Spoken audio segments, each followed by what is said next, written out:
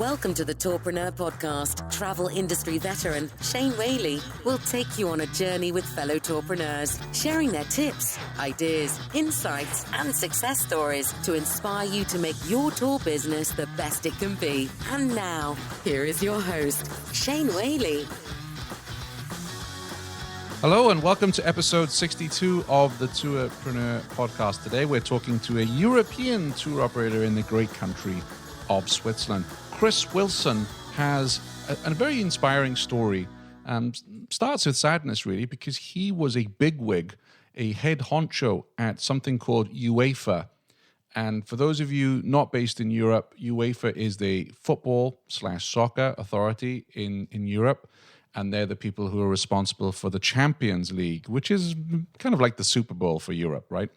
And Chris was an administrator dealing with sponsorships and media, etc. And unfortunately, he got laid off in his early to mid-40s, struggled to get back into work. And he realized he had this passion for the Swiss countryside, and he had a lot of knowledge around the attractions and sight to see and people and towns, and very passionate about Switzerland. And he decided to buy himself a van and go out there and be a tourpreneur. Sound familiar? Well, this is the story of Chris Wilson at Typically Swiss Tours. Welcome to Tourpreneur, our first ever guest based in the beautiful country of Switzerland. Welcome to Tourpreneur, Chris Wilson. Shane, good afternoon or good morning, wherever you are in the world. Yeah, I'm pleased to be here and I'm ready to go. And again, it's a pleasure to be speaking to you, Shane. Absolutely. I'm dying to chat to you because not only are you a tourpreneur, you have a background in football. To our American listeners, of course, I mean soccer. So, you worked for UEFA, the big footballing authority in Europe, and that plays into the story here. So I'm going to try not to talk about football so much, but why that has a resonance. So maybe you could share with our listeners, how did Typically Swiss Tours come about? Yeah, it came about around about 2.5 years ago, Shane, and it was basically driven by the fact that I couldn't get back into what you've just been talking about, which is my first passion, which is working in the world of football or soccer. And that was basically organizing the commercial side of football matches on the broadcast, on the media, on the commercial sponsorship, branding, hospitality, ticketing side, all the stuff that goes on that's not actually on the pitch. Yeah. So all the background stuff, that's what I used to do. And I loved it. And I did that for 15 years. I worked all over Europe. I worked at United. I worked at Liverpool. I worked at Barcelona. I worked at Madrid, etc., etc.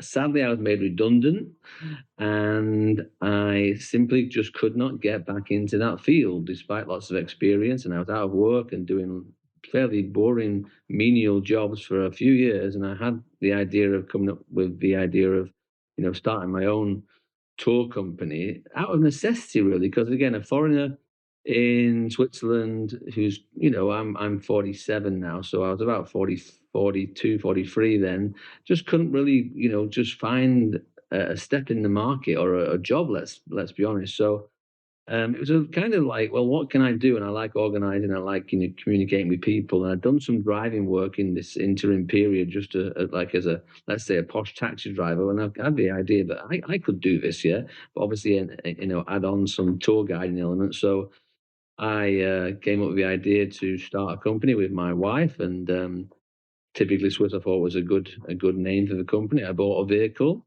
I made a website, and we started trading around about 2.5 years ago. And the rest is history to some extent. I love what I do. I'm very passionate about providing people with great experience in this beautiful country. That makes it easy for me, Shane. It's a beautiful, stunning, breathtaking, wonderful country with loads of lakes and mountains. You'd love it. So that's what I did, really. I sympathize and I empathize with you. I had a period of that in my 40s where I was applying for jobs and I was getting the answer back, hey, you got a great resume, but you're too experienced, which basically means I was too old. Yeah, too old and too expensive. They could probably get somebody, 25, 30 for, 25, 30% cheaper. Again, I did have a big salary at UEFA. I wasn't bothered about that, but I was just keen to get back into the workplace and do some work. And, the salary was secondary. But again, I wasn't given the opportunity. So it's kind of like necessity that on the back of an Airbnb we formed in 2016, which again runs very well. And again, similar kind of customer contact, organizing, making sure that they're all right. the tour company was the only logical step to some extent, because, as I say, I just could not find a job in Switzerland. So I'm very pleased that we took that step, and it's going well, and the feedback's great. But as I say, the Swiss landscape does help in terms of people want to come here. It's a beautiful country, and all I do to some extent is just provide them with transportation, make sure they're comfortable, get to know them. Wait a minute. Wait a minute. I've seen your reviews. You do more than that. You are being very humble here. You've got some fantastic reviews as a tour guide. That, I can tell you, does not come easy to a lot of people, Chris. So I think you're underselling yourself a wee bit. I probably am. But by the same token, I'm not, a big head, and I'm the best in the world, etc., etc. I try my best. People are paying a lot of money, Shane. I'm not cheap. Living in Switzerland's not a cheap place. So I do charge, I would say, a reasonable price, but I make sure that people get value, and I try and personalize tours.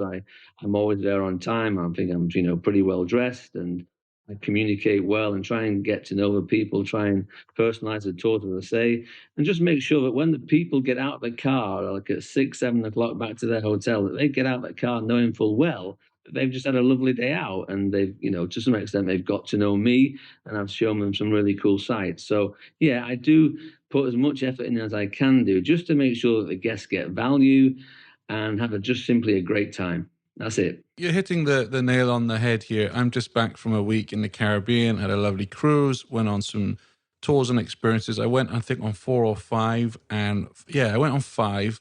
4 was superb. Now, I want to take your point here about you saying that Switzerland, and it is a beautiful country. I visited, I love it, great country. And yes, the countryside is incredible. But I went on a whale watching tour in Dominican Republic, and it's very hard to beat seeing whales playing in nature, right? Free roaming. Yet still, as good as that was, the tour guide was excellent. And he was excellent because, first of all, he was friendly, he was open, he knew his stuff. Whenever anybody had a question, he knew it, he answered it. And that's the important thing. So you could say, well, you're going to see whales playing around. You don't really need to bother so much with the tour guide. But I disagree, because it was the tour guide who made that a fantastic experience. And on all the tours I went on, well, 4 out of the 5, I beg your pardon, the tour guide made it superb. One of the tours, which was actually in the US Virgin Islands, which is a lovely place, I mean, just incredible. The tour guide was atrocious. We kind of looked at each other. He'd be saying stuff like, oh, on your left, there's a school.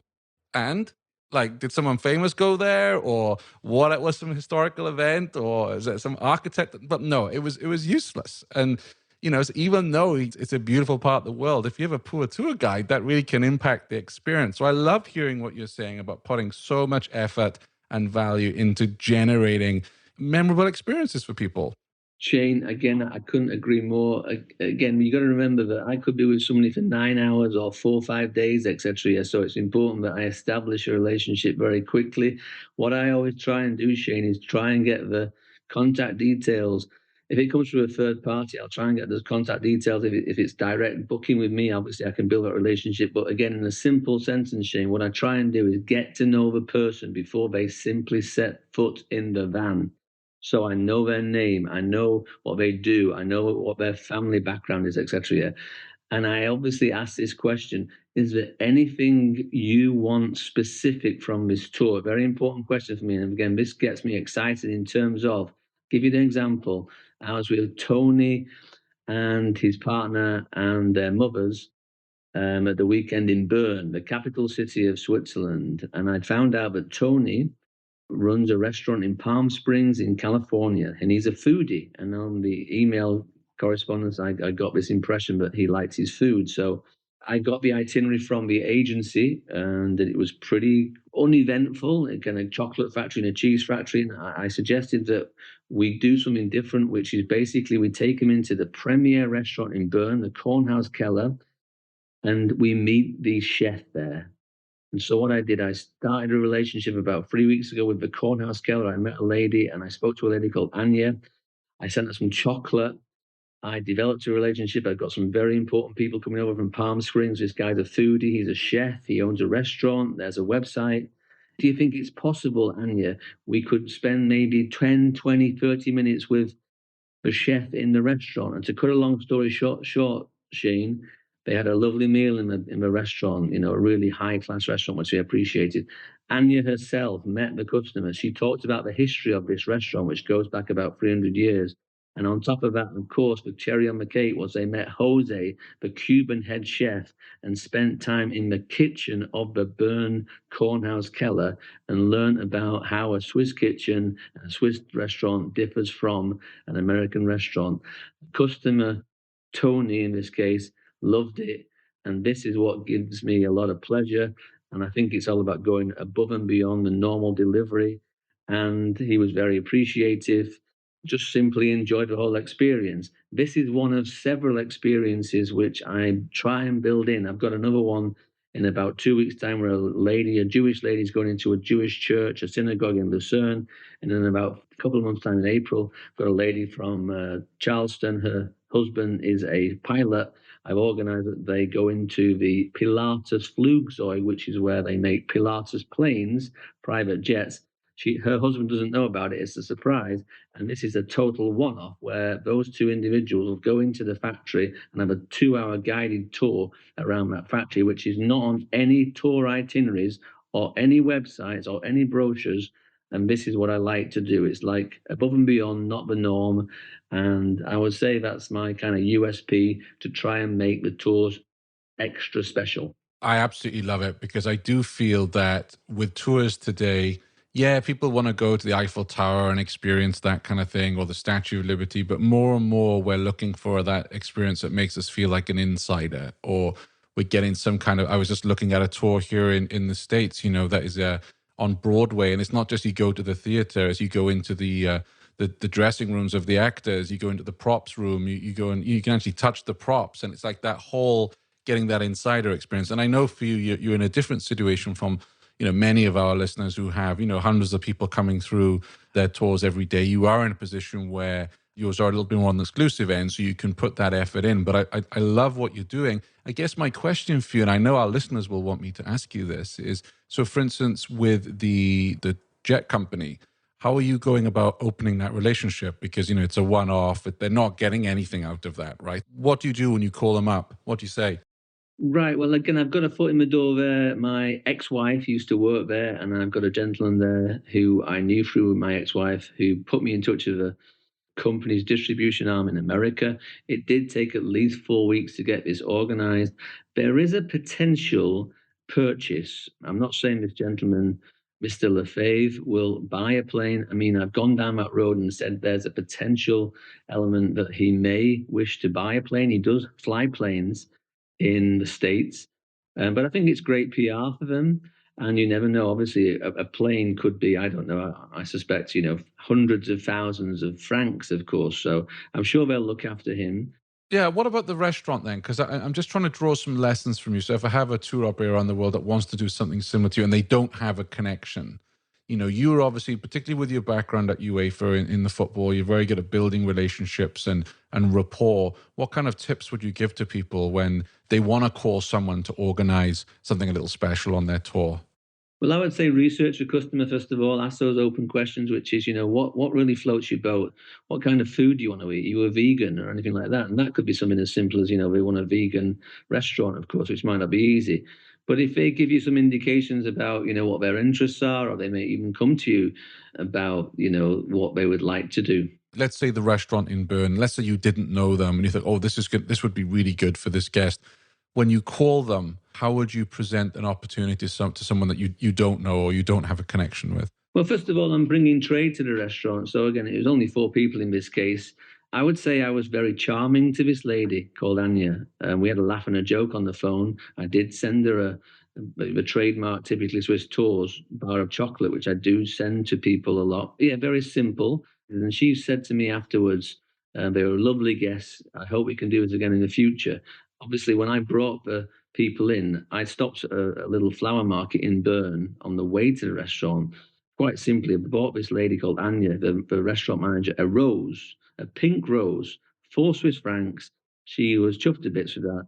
I think she was looking forward to the experience. Everyone was briefed. And again, clearly, I've got a reasonable reputation, as you know, and as you said yourself, the reviews are coming in. The order book is quite good. I will go to Bern again several times. I'm sure I'll combine it with a cheese factory probably. And again, if I get the impression that, the customers, let's say, would appreciate going in this fancy restaurant, we're talking, some serious cash here, Shane. It wasn't cheap. But if people have got that kind of mentality and that kind of style, then I would only look for one restaurant, and that'd be the Cornhouse Keller. And I'm sure Anya would welcome the people. I wouldn't say I'd do the chef every time, far from it. It was only because he was a foodie, of course.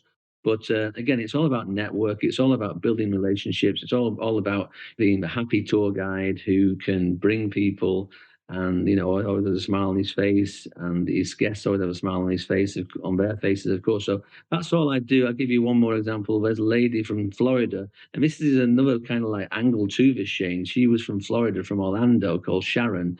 And again, in the correspondence, we've just had some banter, some very comical banter, and I got to know her, and I found out she was a Starbucks lover.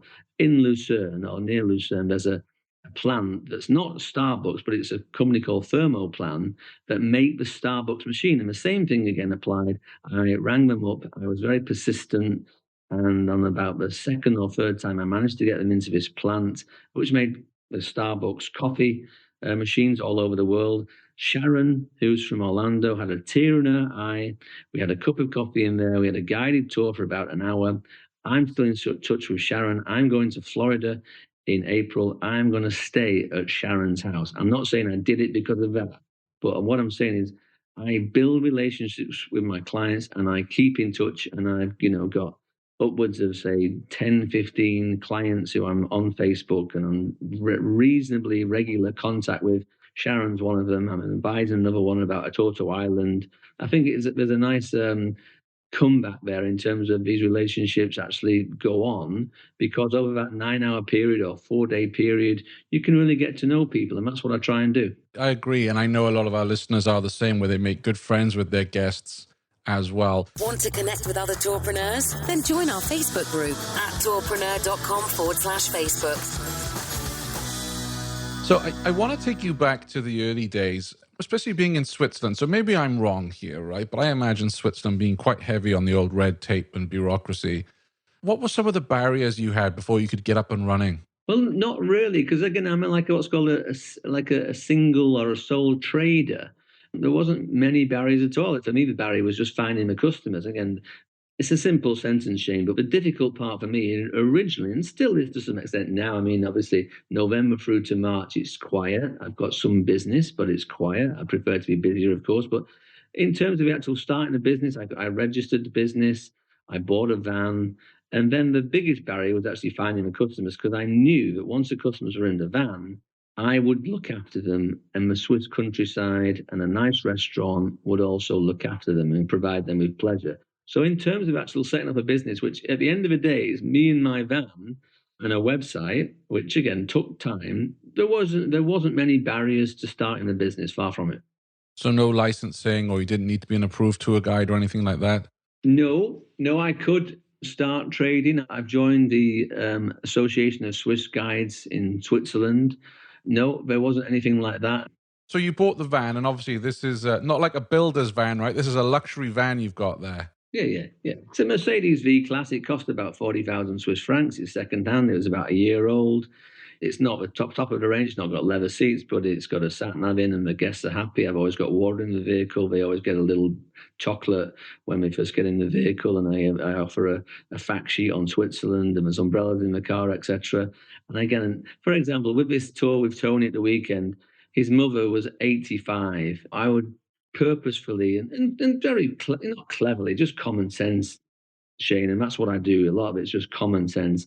I would be conscious of the fact that Tony's mum was bad on her feet and she didn't like walking, so I just get the vehicle to where they are. So, for example, I parked it within about 10 meters of a restaurant so that they didn't have to walk back to the car, which is probably around about half a mile away, because she, 86 is a good age, and it made sense just to be polite and friendly and just cut down on her walking time. Sure, absolutely. It's about being aware of your guests, isn't it? And again, I ask you these questions because we have a lot of people listening to the show that want to start their own tour business, right? And they're a bit nervous or scared or they're unsure. So this is one of my favorite parts of our conversation. So you've got the van.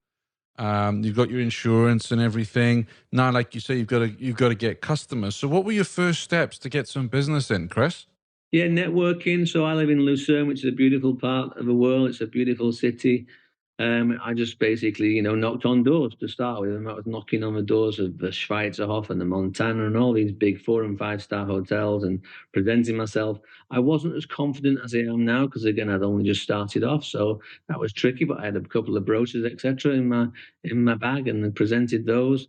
Again, people didn't know me. Of course, I was new, so again, it was very much a journey unto the unknown to some extent. On the back of that, the website was published. I had an Indian developer developing the website. I think the website's reasonably So let good. me just ask you, but sorry, we'll get onto the website in a second. But I'm curious about the hotel aspects. I know that's something a lot of tourpreneurs struggle with. What kind of reaction did you get when you first went knocking doors? Mix. Some people are very receptive. Some people, you've got to time it right, of course. The concierge is obviously the key player in these conversations mostly. And again, if you caught him on a bad day, then you could be out of that door within, say, a minute. If you had the time, of course, you could be there for, within 5, 10 minutes, of course. You yourself, Shane, you probably don't get on with everybody, and neither do I. And that's the same with all these, concierges, of course. Sometimes there's a natural click and a natural kind of flow to conversations, and other times they may have got a resident supplier or another supplier, of course, and you're just another person who's banging on the door, etc. And therefore they want to get rid of you because they're busy, of course. So some people are more polite than others, and some people are more receptive than others. And it was a mixed bag.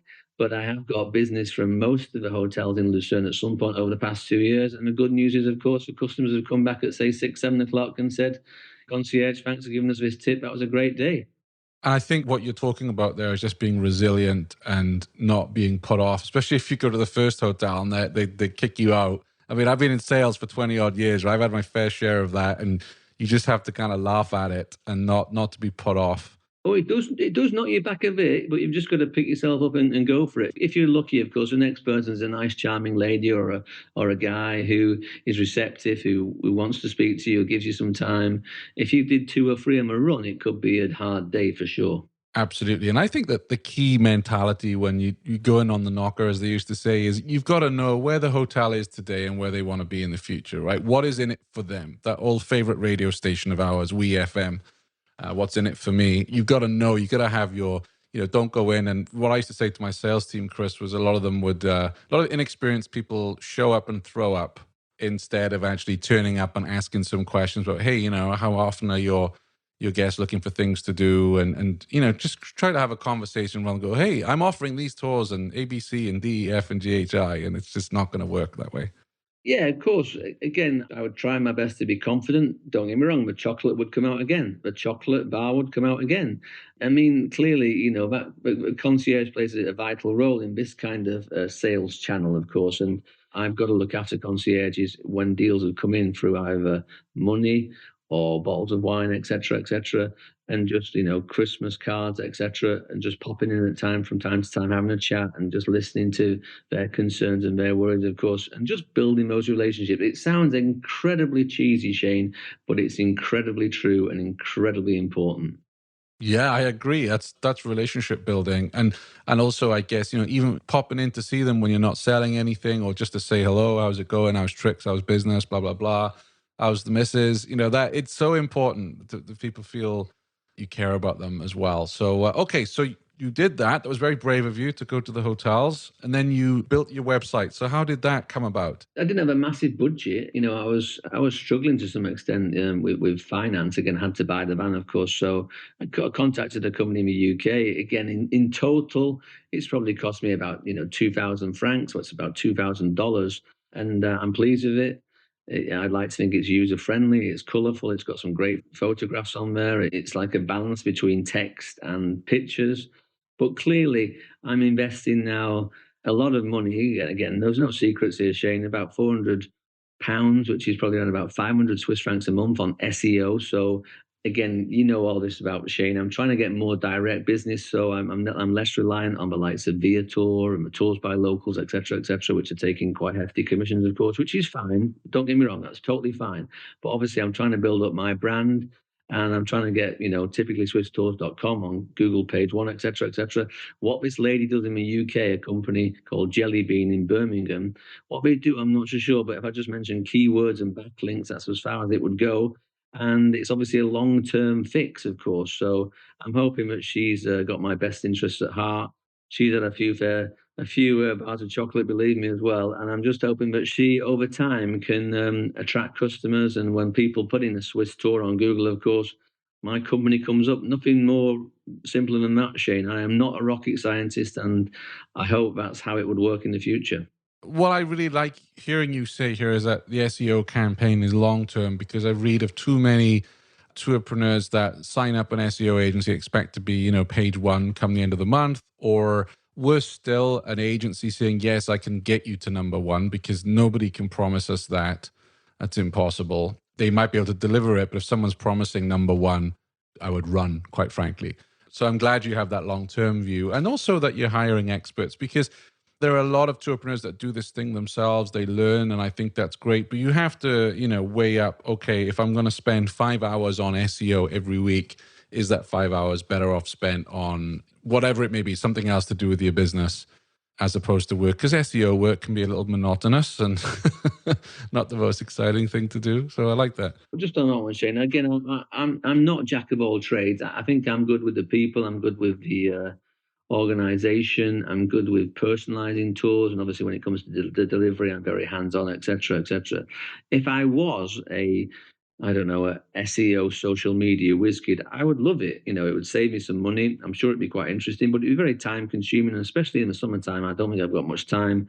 So I was given this recommendation for this lady in Birmingham in the UK. And again, I think she's doing okay. It's not like business has quadrupled overnight, far from it. And I don't get many inquiries right now. But I think the good news is there's a bit of budget. There's some, the tours have been relatively successful, and I'm what's called reinvesting into the business. And that for me is my marketing spend.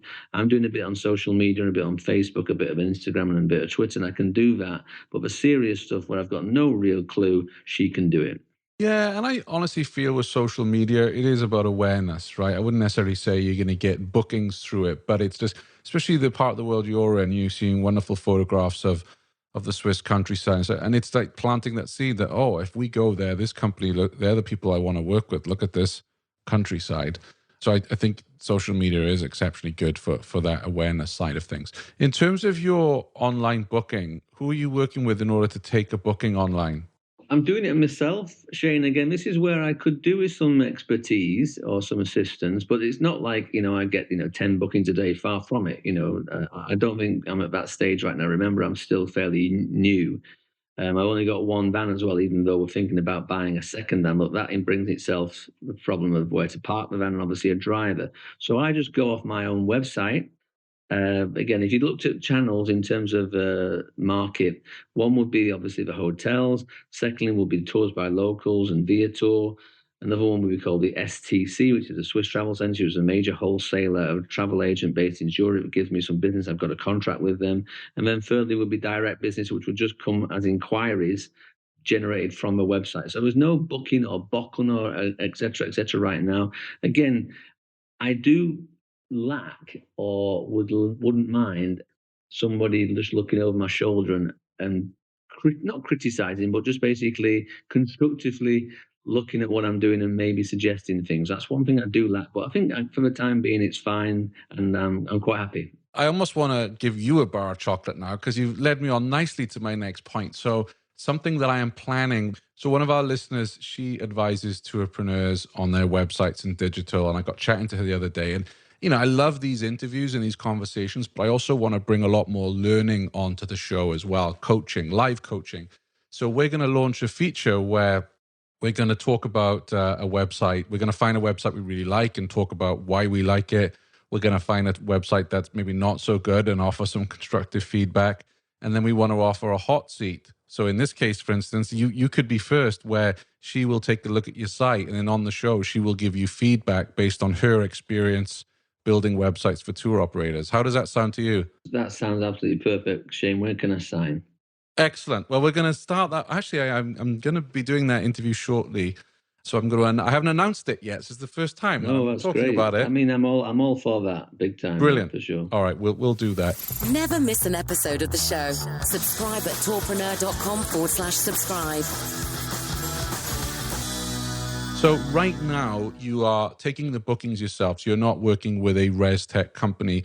Is that something you would like to be doing in the future? So that's all automated and in your back end and you don't have to take it yourself? No, I don't mind it right now. I think if the business grows, and clearly I've got that decision to make, which is, do I get another vehicle?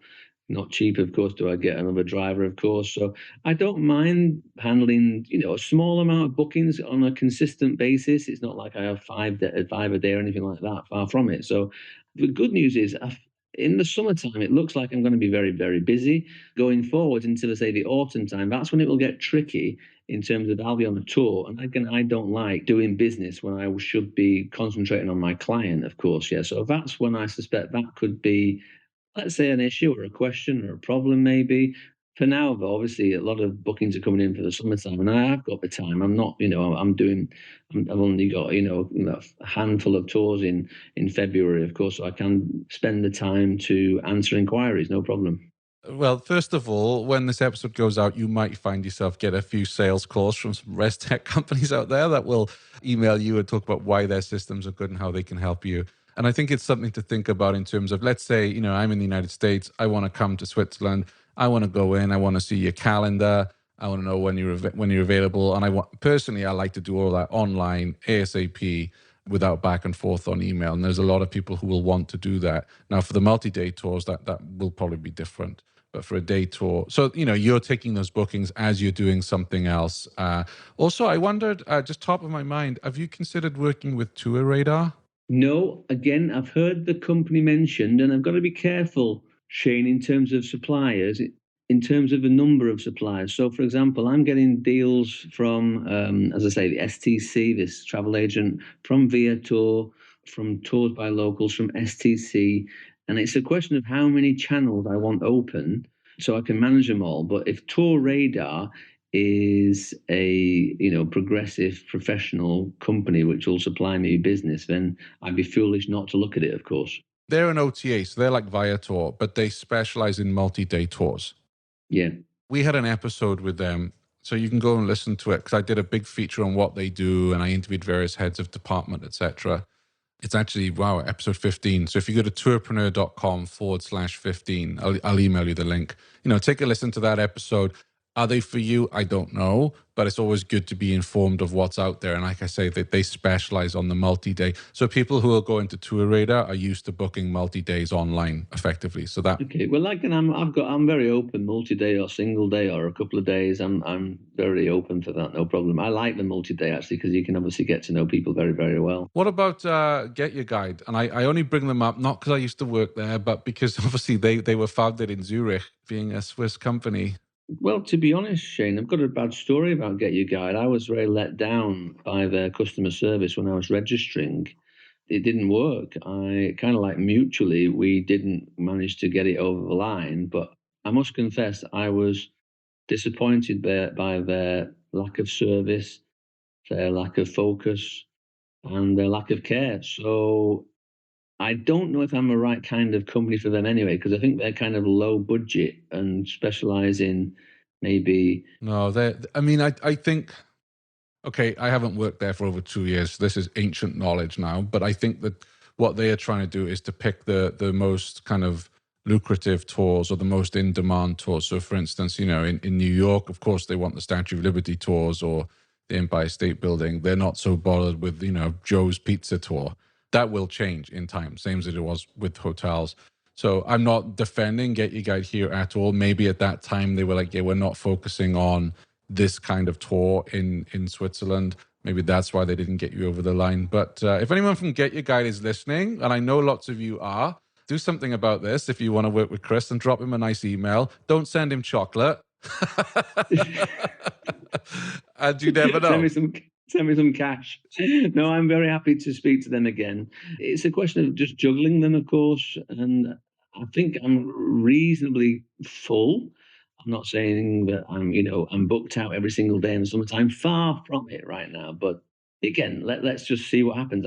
Tour radar, get your guide. Again, I'm sure this conversation, obviously, this progression is very transient, of course, and hopefully I can maybe establish relationships in the future as well. Let me just say, if you're focused on direct bookings, then that absolutely is a winning formula. But it's tough, as you know, to get all of your business direct. So, I think when you're in that position, let's say you're 80% booked, you've got 20% capacity, that's a good time then to work with those other channels.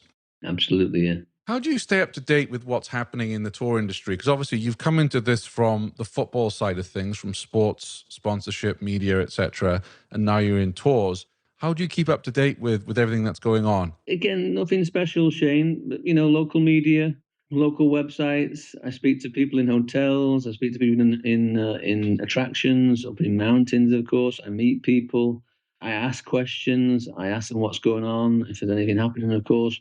A lot of the places where I go to are set in terms of, mountains and gorges and natural elements. They don't change, of course.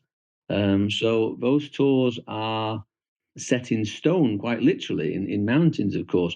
If there's a new hotel or a new attraction, clearly I'm all over it, and I go and see it, and I go and visit it, of course, and I introduce myself. I was in Zurich the other day, and I went into a couple of new hotels, and I was through the door and met people. And the good news is the phone is a great selling tool in terms of you can show people TripAdvisor websites, of course, and you can just come across as nice and friendly and charming, of course. And therefore, you just naturally build those relationships. I think touched on that one of those questions before, Shane, about what makes a tour guide, maybe, or that might come later. But I think you need to be fairly gregarious, friendly, outgoing, confident, without being cocky, so that you can gauge people as well, and gauge suppliers, and obviously your customers. So you need to be very kind of multi-talented in terms of the way you actually address and speak to people and read people as well. So I think I do that pretty well. But coming back to your question, yeah, I'd like to think I'm quite well in with the local, what's going on around Switzerland. And you're going to Arrival, right? I'm going to Arrival, yeah. It's my first time. Again, one contact, I've got to give him credit. This guy is called Simon Bossart. I think he's the vice president of Swiss tourism, and somebody gave me his number, and I've met him 2 or 3 times now. I take him a bottle of Rioja every time, because he'd mentioned in the first meeting that he liked Rioja. I'm not saying I bribe people, far from it, but I just think I love whiskey, Chris. I love whiskey.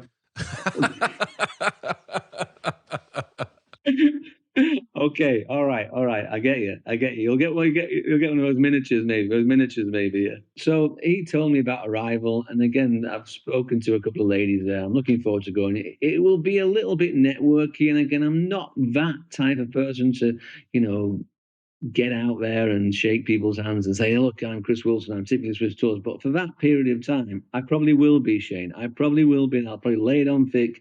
Business cards are produced. I will get my money's worth. It's costing me about 1,000 francs to go there, of course. So I will make sure I get some return on that investment. And if that means being a bit like salesy, I will be salesy. Let me give you some advice, because I've been to 3 or 4 of these now. The return on investment for Arrival really is the knowledge you get from the sessions, from the workshops. So we were just talking about booking systems, right? You go to one of those and you go, oh, they can do that. I didn't know that's going to be really helpful in the summertime. Or I haven't looked at the full schedule, of course, but I know there is a Ask Me Anything by the CEO of Get Your Guide. You could stick your hand up and say, mate, I'm in Switzerland. I run these tours. Your customer services was awful. What's going on? You can ask him directly. I mean, you have to get picked out. But, for me, when you go to Arrival, don't forget, this is not a B2C conference, right? This isn't people who are going to be there, going to be booking tours. Everyone who goes to Arrival, they're there to learn how to improve their business, which of course means down the road, more bookings, more reservations, etc. But I think if you go with the mindset, for anyone who's going, I'm there to learn. And yeah, I'm there to network, because the cool thing is you meet people there who become friends, and you can always call them up and go, oh, I've had this issue on my tour today. How did you cope with this?